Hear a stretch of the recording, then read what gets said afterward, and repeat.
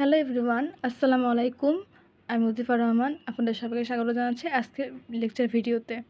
আজকে আমরা শিখব কুইক সর্ট। কুইক সর্টের ক্ষেত্রে আমাদের একটা এরকম অ্যারে দেওয়া থাকবে।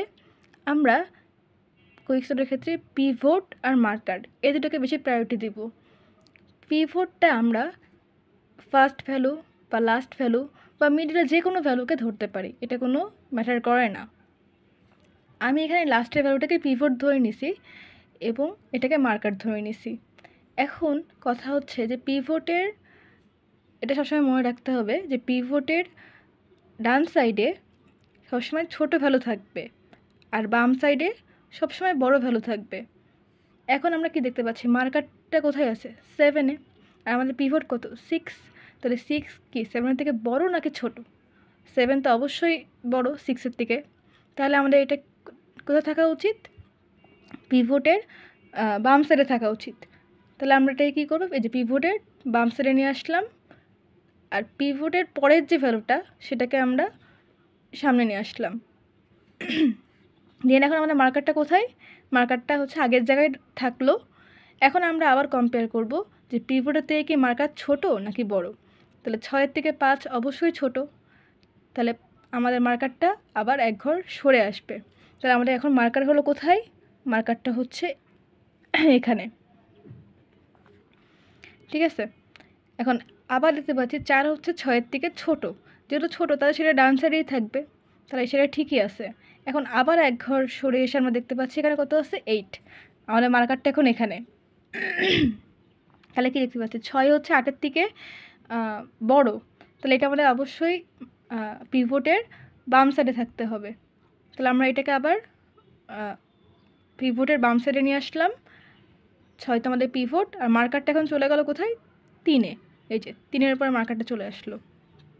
এখন আমরা কি দেখতে পাচ্ছি? পিভটের থেকে মার্কারটা কি ছোট, তাহলে আমাদের এখানে পিভট যেটা আমরা ধরছিলাম সেটা স্টপ হয়ে যাবে, কারণ আমাদের এই সাইডে সবগুলো ভ্যালু ছোট আর এই সাইডে সবগুলো ভ্যালু হচ্ছে বড়। এটা হচ্ছে আমাদের কন্ডিশনকে ট্রু করে। সেই জন্য আমরা এখানে 6 যাকে আমি হচ্ছে পিভট ধরছিলাম তাকে স্টপ করে দেবো। এটা কিন্তু এই পজিশনেই থাকবে, কারণ যদি আমি অ্যাসেন্ডিং অর্ডারেও সাজাই 3 4 5 6 7 8, এটা 4 নাম্বার পজিশনে থাকার কথা, 4 নাম্বার পজিশনেই আছে। এখন আমরা এইটুকু অংশ আর এটুকু অংশকে আবার পিভট ধরে নিয়ে আবার সেম ওয়েতে ভ্যালুগুলোকে করব, সাজাবো। এটাকে এখানে স্টপ করে দেব।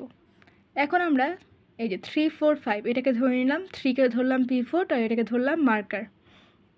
এখন 3 থেকে কি 5 বড়, তাহলে আমাদের এটাকে যেহেতু বড় ভ্যালু আমরা সবসময় জানি কি বাম সাইডে থাকে, তাহলে আমরা 3-এর বাম সাইডে 5কে নিয়ে আসলাম আর 4টা চলে গেল এখানে। এখন মার্কারটা কোথায়? 4-এর উপরে, আর পিভট তো 3 আছেই। এখন আবার কম্পেয়ার করব 3 আর 4-এর মধ্যে। 3 থেকে কি 4 বড়, তাহলে 4টাও কি বাম সাইডে আসবে।